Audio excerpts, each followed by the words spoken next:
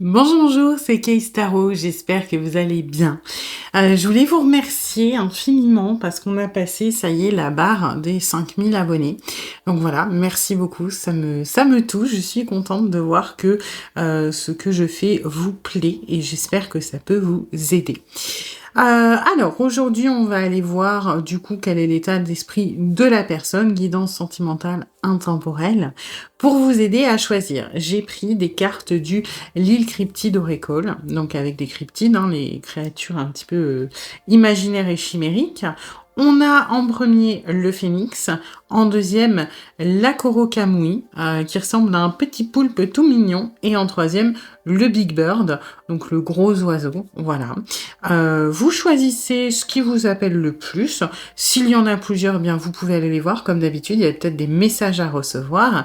Et puis voilà, je vous laisse choisir et je vous dis à tout de suite pour votre guidance. Aujourd'hui, cette vidéo est en partenariat avec Présage, la première application de voyance française créée en 2016. Donc Présage, c'est une petite équipe d'une dizaine de voyants qui sont triés sur le volet et qui vont répondre à toutes vos questions. Les réponses sont toujours de vive voix et sous 24 heures. Et puis en plus, vous gardez l'historique de vos échanges. Vous pouvez aussi demander des consultations au téléphone ou en visio avec le voyant de votre choix.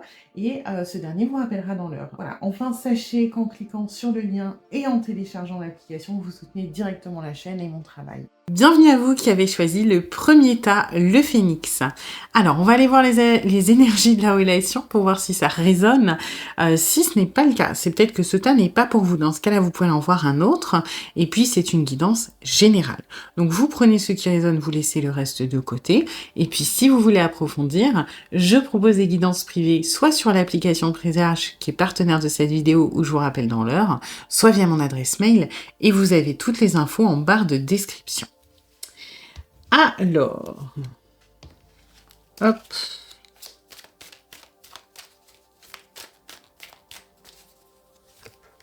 D'accord.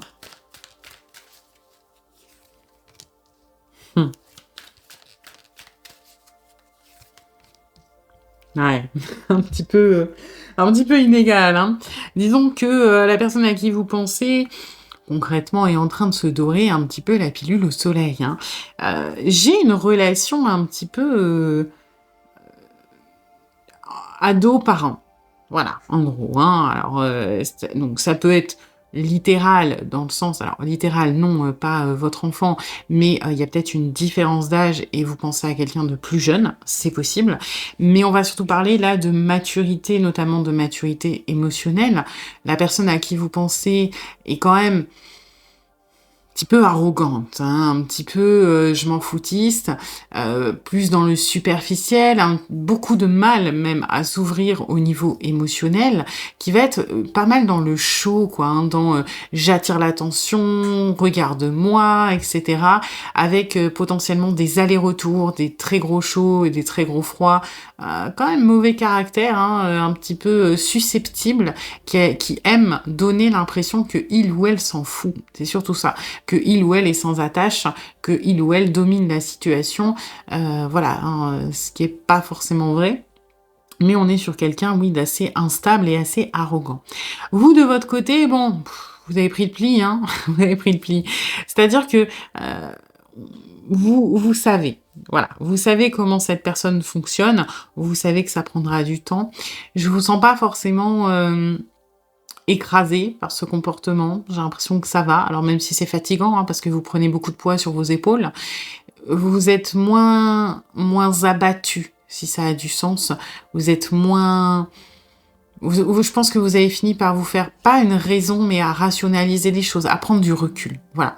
De vous dire, la personne est comme ça, bon, j'ai pas grand-chose que je peux faire pour faire changer ça. Maintenant, à part accueillir, être dans la bienveillance, être à l'écoute, etc. Mais en étant un petit peu ferme, eh ben, voilà, je laisse un petit peu les choses comme elles sont. On a envie de votre côté, bien sûr, d'instaurer une stabilité, une pérennité, mais encore une fois, je vous sens beaucoup moins angoissée, c'est-à-dire qu'au début, être dans le flou, ça devait être quelque chose qui devait vous particulièrement vous épuiser et puis vous affecter. Aujourd'hui, c'est comme si vous saviez que de toute façon, il y a un lien. De toute façon, c'est pas si simple que ça, que la personne ne peut pas se barrer du jour au lendemain et que vous non plus, peut-être, hein, vous avez essayé. Et vous êtes un petit peu fait une raison, quelque part, de vous dire, bah, de toute façon, voilà, on peut pas se sortir mutuellement de notre vie, donc autant prendre les choses avec patience et puis voir comment ça évolue en étant beaucoup plus tourné vers vous-même quand même, hein, vers la conscientisation, vers des choses comme ça. Vous êtes moins dans la démonstration, ça c'est clair, que l'autre à qui vous pensez.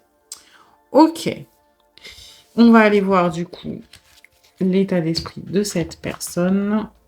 Alors...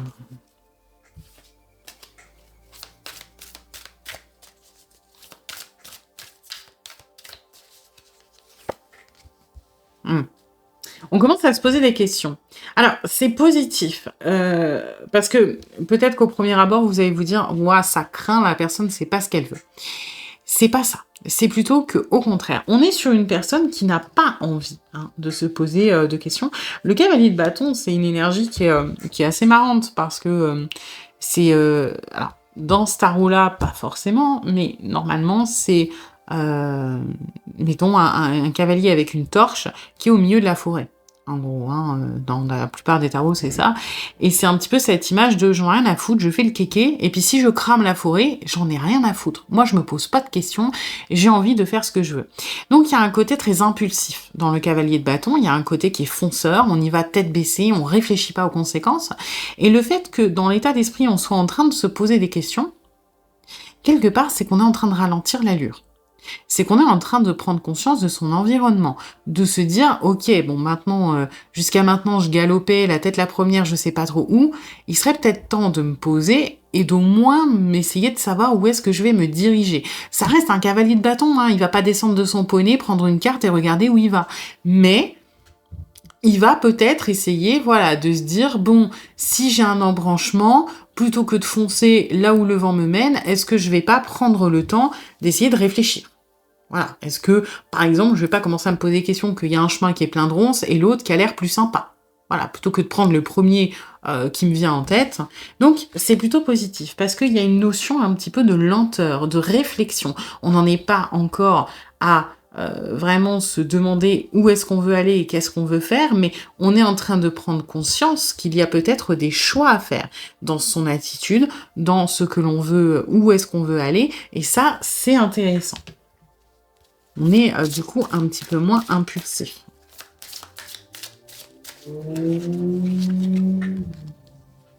Mhm.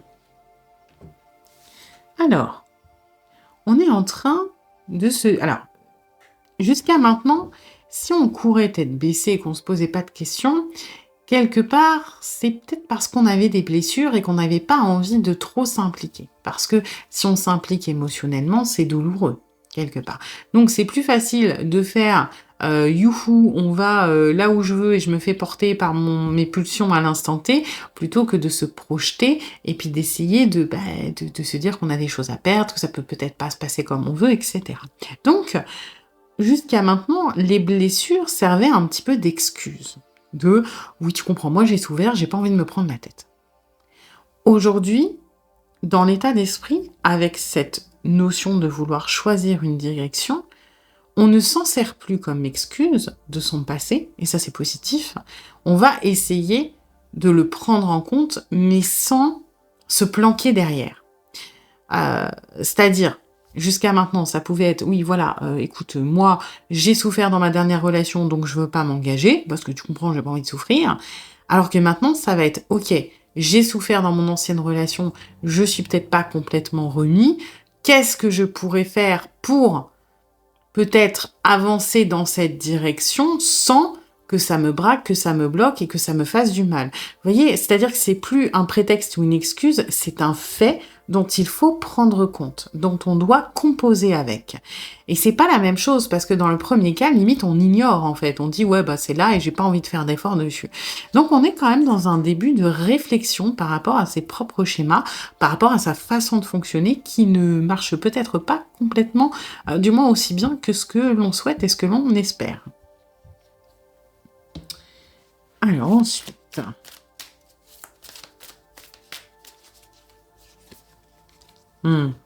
Bah oui, on veut pas laisser passer les choses.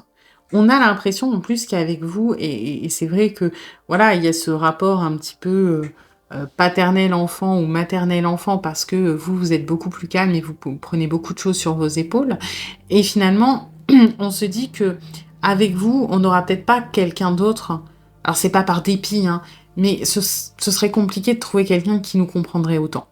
Ce serait compliqué de trouver quelqu'un qui aurait autant de patience et qui aurait autant connaissance aussi peut-être de nos blessures, parce que soit cette personne vous en a peut-être déjà un petit peu parlé, à demi-mot, dans des moments de vulnérabilité, soit avec de l'arrogance, mais vous avez lu les sous-textes. En tout cas, cette personne sait que vous le ou la comprenez.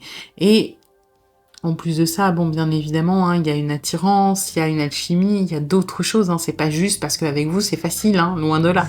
Mais on se dit que si un jour on doit se poser des questions pour s'engager dans une relation, bah aujourd'hui, ou du moins avec vous, c'est peut-être quand même maintenant qu'il faudrait s'y mettre. Donc c'est plutôt positif. On est vraiment en train de, pour moi, de réfléchir, de ralentir un petit peu le rythme et de se poser les bonnes questions. Alors encore une fois, on n'en est pas à l'introspection complète et le travail sur soi, mais on en est aux prémices de ça et c'est intéressant.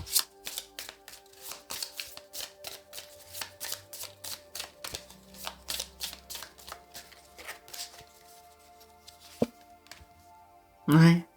Voyez la régénération. La régénération, pour se régénérer, qu'est-ce que ça implique? Ça implique du repos.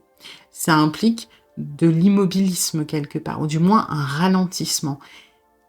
Et c'est exactement ce qu'on est en train de faire. On est et le pire, c'est que c'est même pas conscient parce qu'on est sur quelqu'un qui aime bien un petit peu, dominer les choses ou les amener là où il ou elle veut. Donc on est sur un caractère un petit peu, contrôlant, hein. Alors, contrôlant pas dans le sens vous emprisonnez-vous, mais contrôlant dans le sens, moi je veux faire ce que je veux. Voilà, et personne me dit quoi faire. Et on n'en est pas à consciemment se dire: «Il faut que je me calme». C'est plus un état naturel qui est en train de s'installer de: «Il faudrait peut-être que j'arrête de courir». Parce qu'au final, je me rends compte que ce que je fais, c'est courir depuis des années. Mais je fuis quoi? Qu'est-ce que je fuis? Est-ce que c'est mes blessures? Est-ce que c'est mes peurs? Est-ce que, c'est, je sais pas, d'autres choses? Qu'est-ce que je cherche ou qu'est-ce que j'essaie à quoi j'essaie d'échapper? On n'en est pas encore une fois, à cette conscientisation-là, mais on se rend compte que, bah, finalement, on est en train de courir, qu'on sait pas trop pourquoi, et qu'il serait peut-être temps de ralentir encore une fois, de se poser. Je répète, on est un cavalier de bâton, hein. Encore une fois, on va pas se mettre au point mort, mais ralentir l'allure. Et c'est ça qui est en train de se passer au niveau de cette personne. On veut ralentir, pas pour vous, pas pour la relation, on veut d'abord ralentir pour soi. Et c'est important parce que le point de départ, il est là, ça part de soi. On a envie peut-être de se poser des questions sur nos blessures, de se poser des questions de pourquoi on agit comme ça. On n'en est pas du tout à trouver des solutions, mais on a un petit peu envie quand même, hein. On a envie d'aller mieux. Mais parce que je pense que vous guérissez peut-être un petit peu cette personne indirectement, que vous le souhaitiez ou non, hein, que ce soit conscient ou non. Et du coup, vous encouragez indirectement, cette personne à aller dans ce sens-là, dans le sens de la guérison. Alors c'est pas vraiment la guérison, hein, c'est la régénération. Donc il y a une notion de ralentissement. Si vous voulez, pour moi, la régénération, c'est plus la convalescence qui est avant la guérison. Bien sûr que pour guérir, il faut être en convalescence, mais pour moi, c'est avant. Et la régénération, pour moi, elle est avant la guérison complète. Quand on régénère, c'est pas vraiment guérir, c'est plus récupérer. Alors des forces, de l'énergie, des choses comme ça. Et on est aux prémices de ça, hein. Mm. On a envie de faire des efforts aussi sur la communication. Ce qui est important, parce que je pense pas que ce soit une personne de base qui communique beaucoup. C'est plus une personne qui va imposer les choses et vous dire bon bah démerde-toi avec. Ce qui est pas ultra sympa. Alors que là, dans l'état d'esprit, on a envie de mettre certaines choses au clair. C'est pas forcément de vous expliquer tous les tenants et les aboutissants de ce qui se passe dans sa tête, d'accord? Parce que de toute façon, cette personne n'est pas encore capable de mettre des mots, de faire des réflexions sur ce qui est en train de changer, parce qu'on est vraiment au tout début. Pour autant, on a envie de clarifier les choses. Et ça, c'est important parce que je pense que dans votre relation, jusqu'à maintenant, c'était l'inverse. C'était vous qui étiez accroché à ce besoin de clarté, parce que vous aviez besoin de voir où vous mettiez les pieds, hein, pour vous projeter. Vous ne supportiez pas le flou et en fait, le flou vous a tellement été imposé par cette personne que vous avez fini par faire avec. Parce que vous êtes revenu à vous et vous dire: «Bon, bah, écoute, je lâche prise». Vous, vous êtes là-dedans maintenant. Vous avez fait ce petit, chemin ou ce petit travail sur vous, sur, on va dire, le contrôle et le lâcher prise. Sauf qu'aujourd'hui, comme vous êtes dans le lâcher prise, cette personne revient un petit peu naturellement à vous, se pose ses débuts de questions et se rend compte que il ou elle n'aime pas le flou non plus. Parce que jusqu'à maintenant, pour lui ou pour elle, c'était pas flou, puisque c'était cette personne qui disait: «Je fais ci, je fais ça, je veux ci, je veux ça». Hein, un petit peu comme un enfant qui choisit et qui commande. Mais si vous posez, maintenant le temps de la réflexion, bah, cette personne qui n'est plus en mouvement, se rend compte que finalement la situation, bah, elle est pas très, très claire. Elle est quand même plutôt bancale et on va vouloir, ce que vous avez eu besoin, peut-être mettre la relation dans des cases. Donc c'est très probable que la personne ait déjà commencé ce discours ou va commencer ce discours de, hem, soit «je ne veux pas ci, je ne veux pas ça», mais en parlant de la relation, soit «qu'est-ce que tu veux?», soit «où est-ce qu'on va?», soit «qu'est-ce qu'on fait?». De manière très vague, qu'est-ce qu'on fait? Ça a l'air de rien, mais c'est parce qu'aujourd'hui, cette personne ne supporte plus. Vu que il ou elle n'est plus occupé à courir droit devant lui, ben, il faut maintenant, quand on commence à se poser des questions sur soi, on commence à en poser sur la relation. Et on a besoin que ce soit plus limpide, parce que ça commence un petit peu à nous faire peur. Donc, on n'est pas prêt de bouger de manière, vraiment transcendante. Pour autant, il y a des choses importantes qui sont en train de se passer au niveau de l'état d'esprit de cette personne, qui est beaucoup plus ouvert, aux possibilités, aux directions que l'on peut prendre avec vous et qui va faire des efforts un petit peu sur la communication de votre relation. Donc c'est intéressant. Voilà.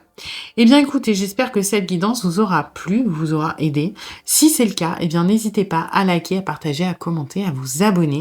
Et puis moi, eh bien je vous dis à bientôt pour une nouvelle guidance. Bienvenue à vous qui avez choisi le deuxième tas, la Camouille. Voilà, le petit poulpe, on va l'appeler, parce qu'il est mignon.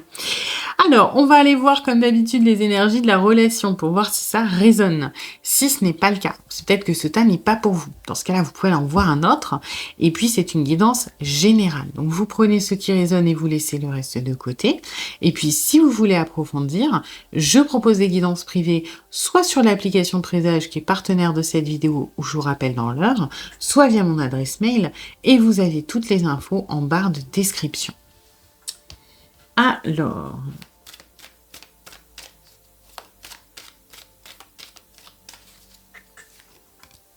D'accord.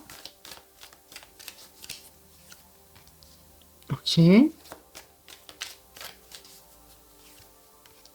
Mmh. C'est pas fou. C'est pas fou. Pour moi, on est en stand-by. La personne à qui vous pensez est partie ou a mis de la distance. Alors, c'est toujours un petit peu, difficile en guidance générale, donc vous prenez vraiment ce qui se rapporte à votre cas. Est-ce qu'on parle d'une séparation officielle, d'une rupture? Est-ce qu'on parle d'une prise de distance? Est-ce qu'on parle d'une absence de communication? Est-ce qu'on parle de juste, vous sentez que la personne, écrit moins ou est un petit peu différente? Toujours est-il qu'on est sur quelqu'un qui s'échappe, qui a pris le large, hein, quelque part, hein, on va dire ça comme ça, hein. Donc c'est pas fou. Vous, peur de perdre, hein. Peur de perdre très, très, très, très fort. Alors, est-ce que c'est des choses qui sont déjà arrivées plusieurs fois, des disparitions, et qu'aujourd'hui, bah, vous êtes toujours dans cette, un petit peu peur de perdre définitivement, que vous peut-être que chez vous, il y a une peur de l'abandon aussi, hein. Toujours est-il que, quoi qu'il arrive, vous vous êtes un peu endurci. C'est-à-dire que bien sûr que vous avez peur de perdre cette personne, bien sûr que c'est pas confortable. Pour autant, maintenant, vous vous protégez un petit peu et vous donnez moins. C'est-à-dire que si c'est des choses qui ont déjà été faites, ces disparitions, ces prises de distance, vous investissez chaque fois un petit peu moins parce que vous vous attendez peut-être à ce que ça se reproduise.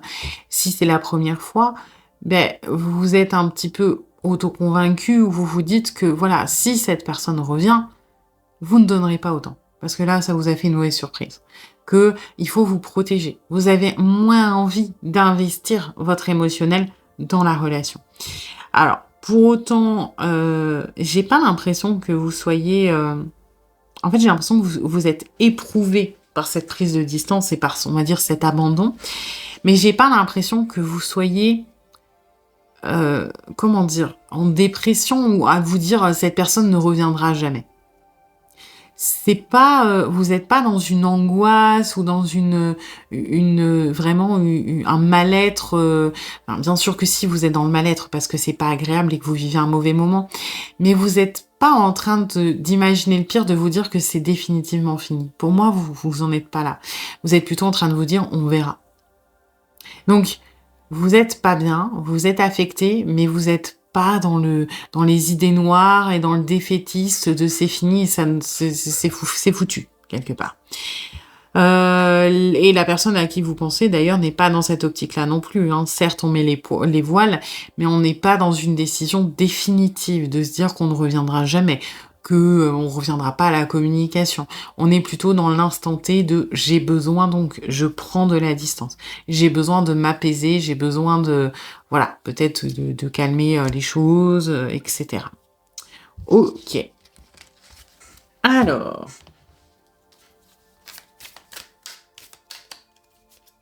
hop.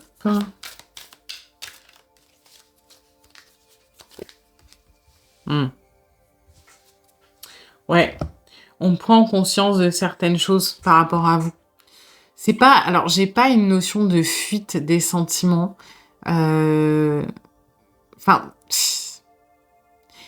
quelque part, on veut fuir quelque chose, certes, mais qui est anxiogène. C'est pas la enfin, ça peut être la peur d'aimer, mais on fuit pas l'amour, quelque part. On fuit, ce qui est associé avec et qui nous met la pression. D'accord? Je le dis, comme ça pour ceux à qui ça parle, tant mieux, pour les autres, vous laissez de côté. Il y a peut-être des parcours FJ là-dedans, ou des liens karmiques, des choses comme ça, parce qu'on a un truc assez, je sais pas comment dire, assez représentatif, hein, assez particulier qui me fait canaliser ça. Donc, on est sur une personne qui, pour moi, a pris conscience, et c'est pour ça que j'ai pas de volonté définitive de quitter la relation, qui a pris conscience qu'il y avait une certaine fatalité là-dedans et qu'on pouvait pas vous fuir. On ne peut pas. Voilà. On a pris conscience que oui, on peut essayer de mettre de la distance, mais on ne peut pas casser ce lien quel qu'il soit. C'est-à-dire que c'est pas parce qu'on va se barrer, vous bloquer ou mettre de la distance qu'on pensera pas à vous, que vous allez pas revenir sur notre chemin. C'est pas parce que on s'enfuit que la relation est terminée. Vous voyez, il y a quand même une réalisation de ça. Alors, c'est pas forcément bien vécu, ça reste anxiogène, mais on prend conscience de certaines choses. J'ai l'impression qu'on est quand même un petit peu moins. J'ai pas quelqu'un de torturé, en fait, hein. J'ai quelqu'un qui fuit, certes, mais c'est comme si c'était de la fuite par anticipation. J'ai pas une personne qui est écrasée sous les angoisses, les peurs, et puis qui se carapate parce que c'est de l'instinct de survie. J'ai une décision qui est quand même, maîtrisée, qui est en anticipation, certes, mais qui n'est pas sous le coup d'un poids, qui l'écrase, hein. Mmh. On y croit, pour moi, à votre histoire, hein, quelque part. On a encore, dans la lune, on a cette histoire de révélation aussi, hein, qui va avec l'éveil. J'ai l'impression qu'on vient de comprendre certaines choses et que, alors je veux pas dire que c'est l'esprit de contradiction, mais on a envie de se prouver que c'est pas ça. Vous voyez? C'est comme si en gros, on vient de comprendre que peut-être on peut pas se débarrasser de vous, qu'on pensera toujours à vous, et ben hop, et ben ouais, vu que c'est ça, et ben je vais mettre de la distance, je vais me barrer pour me prouver que c'est pas vrai. Vous voyez? Il y a un petit peu de ça quand même là-dedans, hein. Mais encore une fois, j'ai pas quelqu'un d'anxieux, j'ai pas quelqu'un enfin, anxieux si, mais j'ai pas quelqu'un d'écrasé sous l'angoisse et le stress et les blessures. Non, non, non. J'ai plutôt, quelqu'un qui prend conscience de certaines choses et qui certes essaie peut-être un petit peu on va dire de se débattre quelque part parce que c'est pas évident à assimiler, mais c'est assez neutre quand même.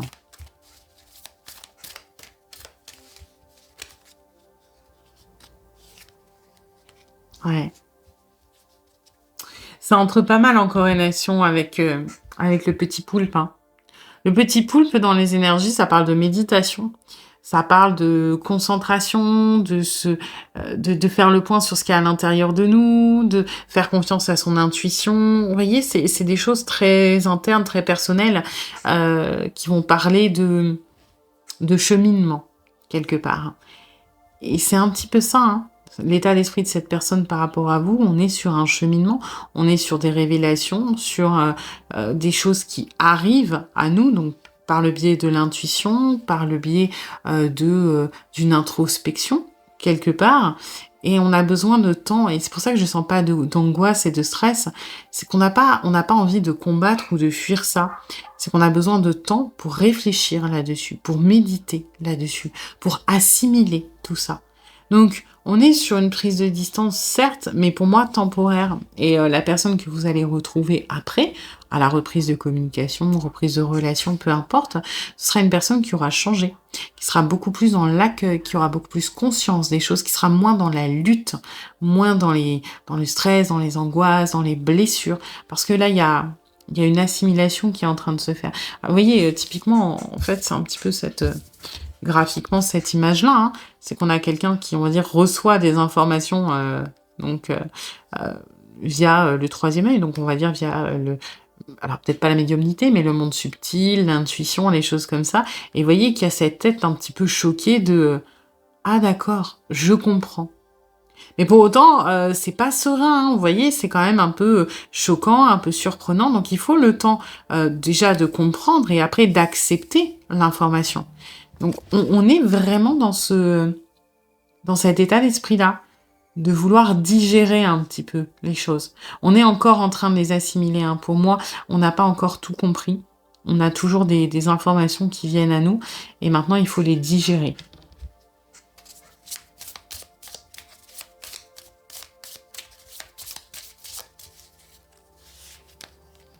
Ouais, on a la clarté encore, hein, le troisième œil. C'est assez précis, là, hein. Ça tourne quand même vachement sur le même thème, hein.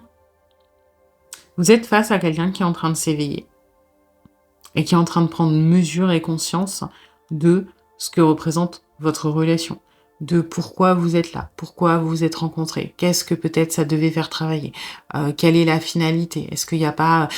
c'est possible aussi que cette personne s'ouvre un petit peu à la spiritualité au sens large, hein, pour essayer d'avoir des réponses. On est en train de lui en donner, cette personne est en train d'en recevoir. J'ai pas l'impression que ce soit quelqu'un d'actif par rapport à ça, mais je serais pas étonnée qu'après, il y ait une sorte de curiosité par rapport à ça. Pour le moment, on n'est pas dans la curiosité, on est dans la réception.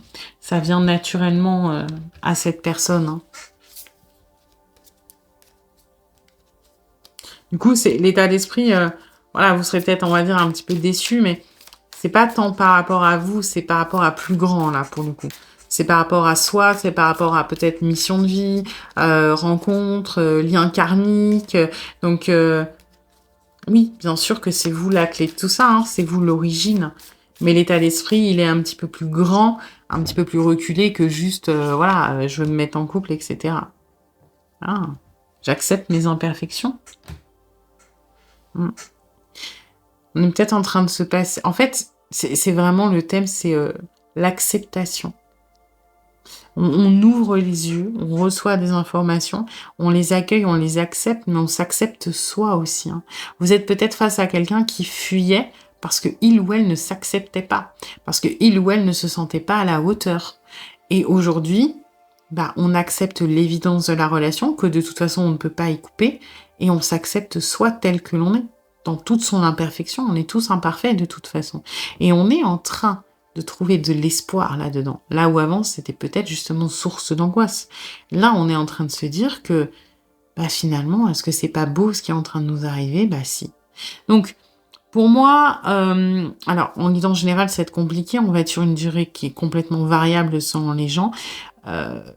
Ne cherchez peut-être pas à recontacter cette personne. Après, vous n'êtes pas dans cette optique-là, hein, de toute façon, visiblement.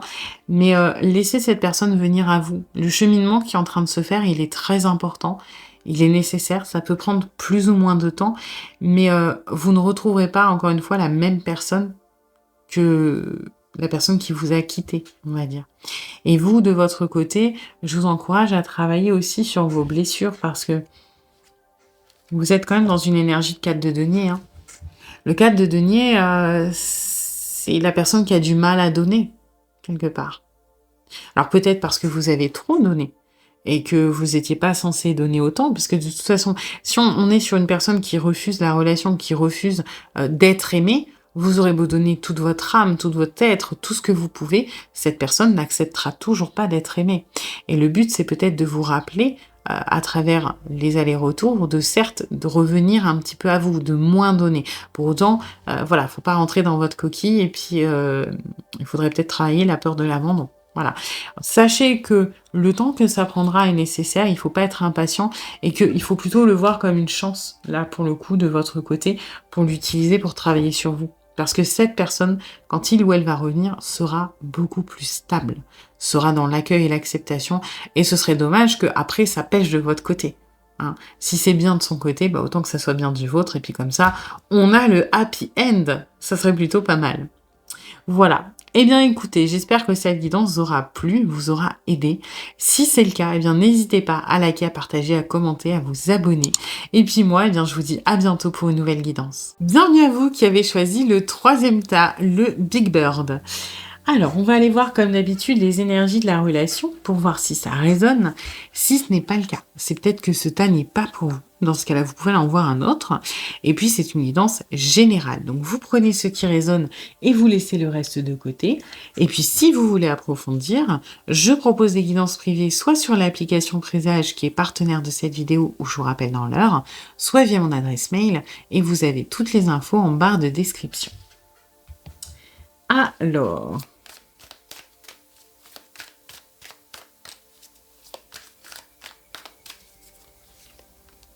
D'accord. Ok.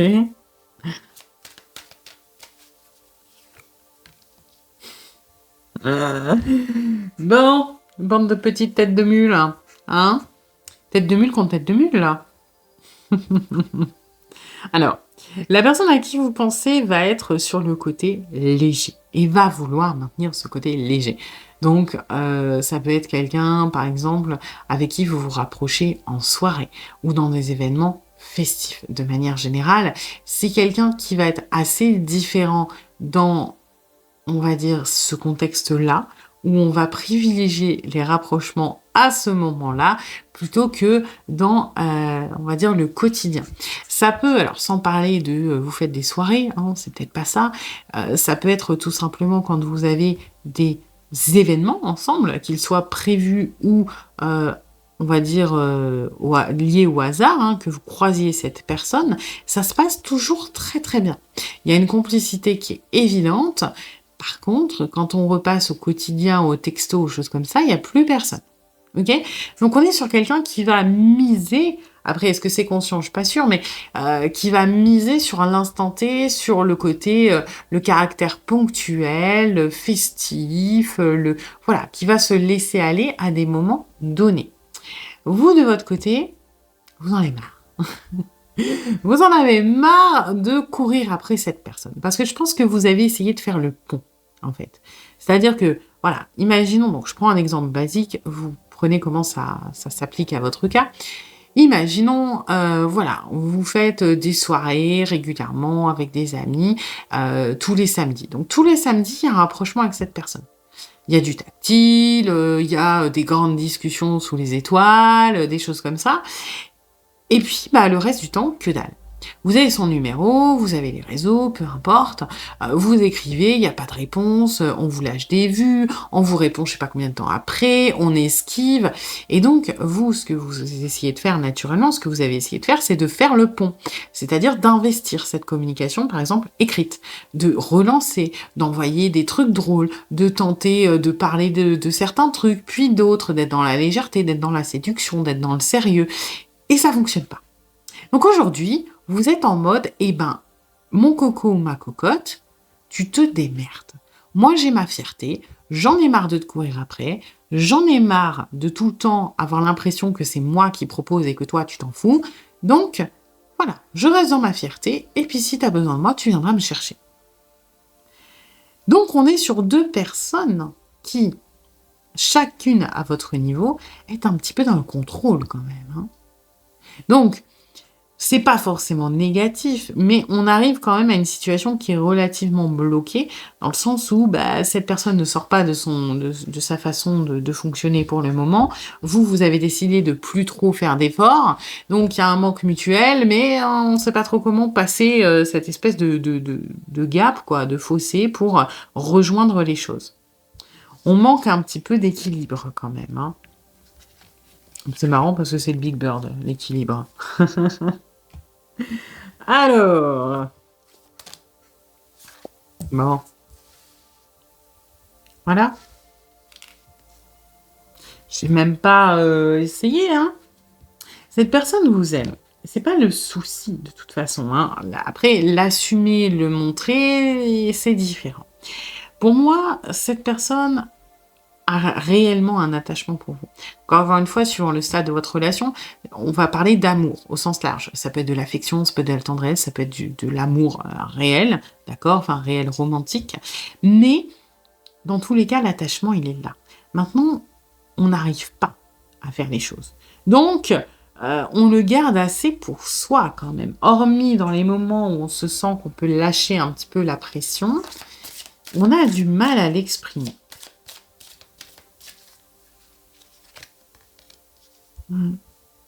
Du coup, on va miser sur les événements ponctuels. Parce que j'ai l'impression que c'est quelqu'un qui a du mal à assumer, qui a peur de se faire griller quelque part. Pourquoi? Alors peut-être que, on a une réputation à tenir, hein, il y a quand même un côté très festif qui est présent.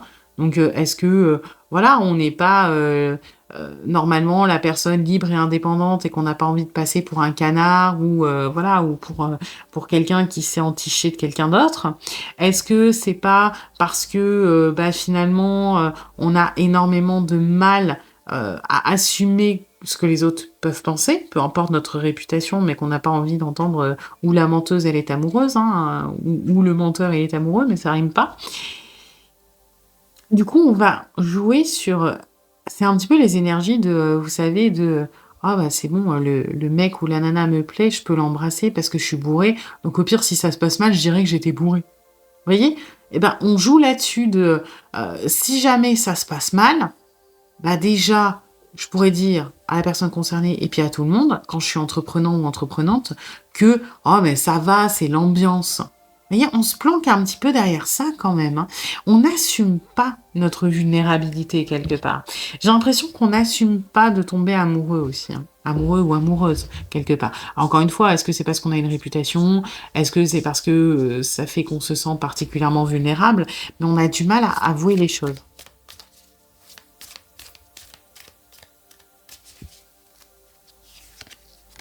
Mmh. Du coup, on se planque quand même énormément, hein, derrière ces moments ponctuels.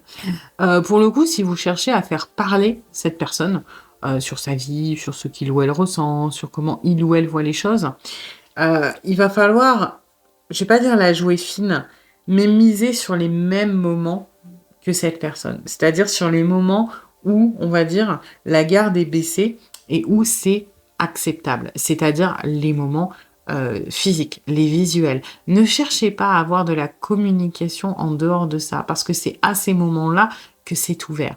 Pourtant, c'est quelqu'un qui aimerait communiquer, mais qui se bloque. C'est quelqu'un pour qui, l'émotionnel est quelque chose de très personnel, de très intime, et il y a énormément de pudeur par rapport à ça. Que ce soit face à la personne que l'on aime, mais aussi face aux autres de manière générale. Moi, j'ai l'impression que c'est ça qui bloque. Alors que sur le caractère festif, encore une fois, on peut se planquer derrière le c'est l'ambiance, peut-être il y a un peu d'alcool, ou alors ça veut rien dire, etc. On a énormément de difficultés à montrer que l'on tient à quelqu'un. Et je pense de manière générale, on ne s'attache pas facilement aux autres. Je pense que c'est quelqu'un d'assez sociable, très sociable, mais en apparence. Très sociable, mais dans des relations superficielles. Beaucoup d'amis, mais aucun ami intime, ou très très peu. Pourquoi? Parce qu'il y a encore une fois, cette pudeur au niveau de l'émotionnel, ce côté très secret, très mystérieux, on ne veut pas partager ce que l'on ressent. Ce que l'on pense, c'est pareil, hein, quand on est impliqué émotionnellement, c'est très compliqué pour cette personne.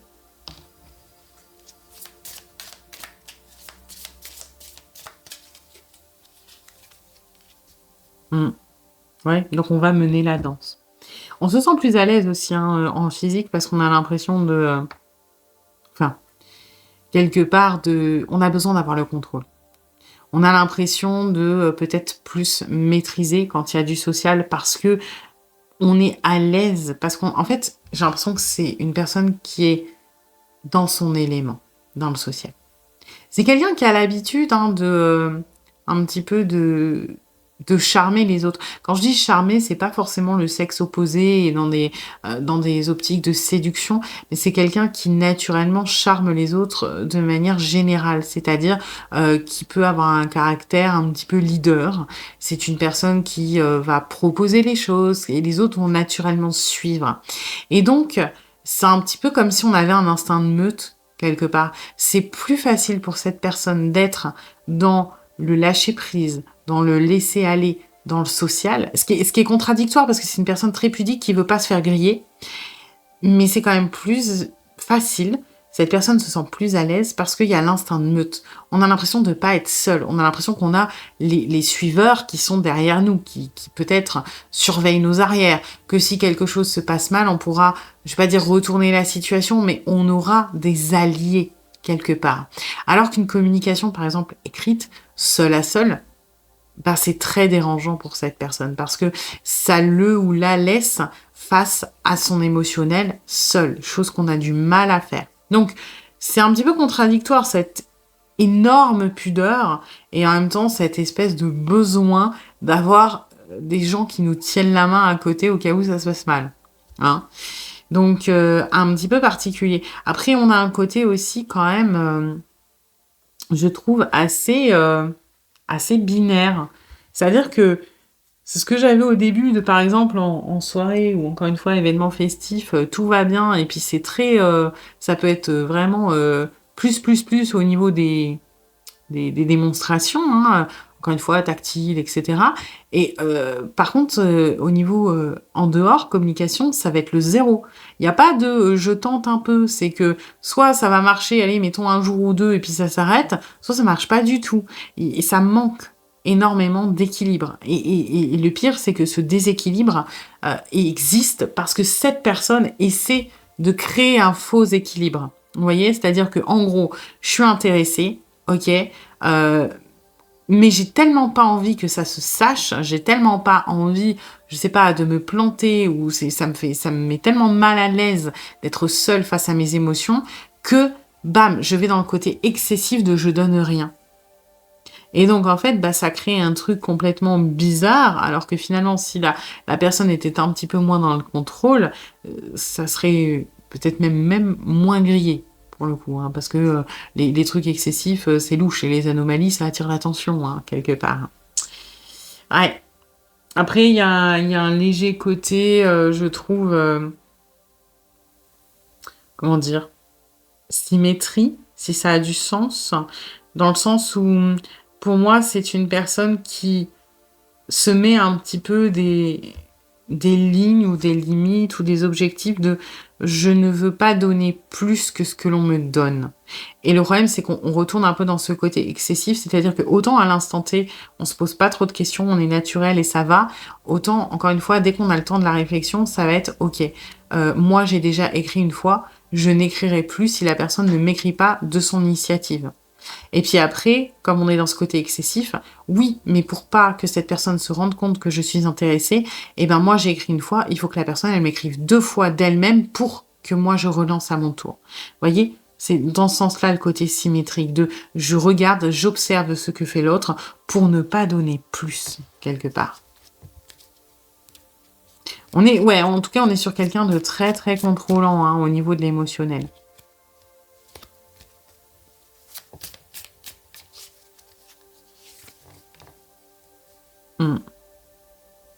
On est en train quand même de se dire qu'il serait peut-être temps de de faire bouger les choses. On a envie. Alors, après, je vais être honnête, là, au niveau de l'état d'esprit, c'est positif, dans le sens où on a envie quand même de faire bouger les choses. On a envie, d'avancer, de se dire qu'il y a peut-être moyen de développer quelque chose, de la communication, une relation, que sais-je. On se sent un petit peu moins vulnérable. Pour autant, je sens que c'est beaucoup plus de l'autoconviction qu'une réelle conviction. D'accord?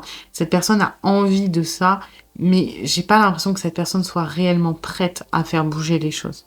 Voilà, je préfère vous le dire. On a l'envie, ce qui est déjà pas mal, mais pour moi, on a l'envie de mener la danse. Vous voyez, c'est pas la même nuance.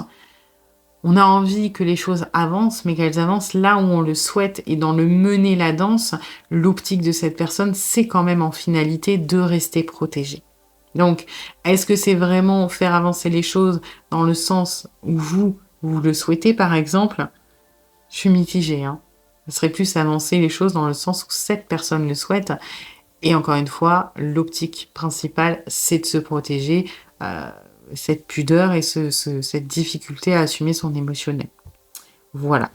Eh bien, écoutez, j'espère que cette guidance vous aura plu, vous aura aidé. Si c'est le cas, eh bien, n'hésitez pas à liker, à partager, à commenter, à vous abonner. Et puis moi, eh bien, je vous dis à bientôt pour une nouvelle guidance.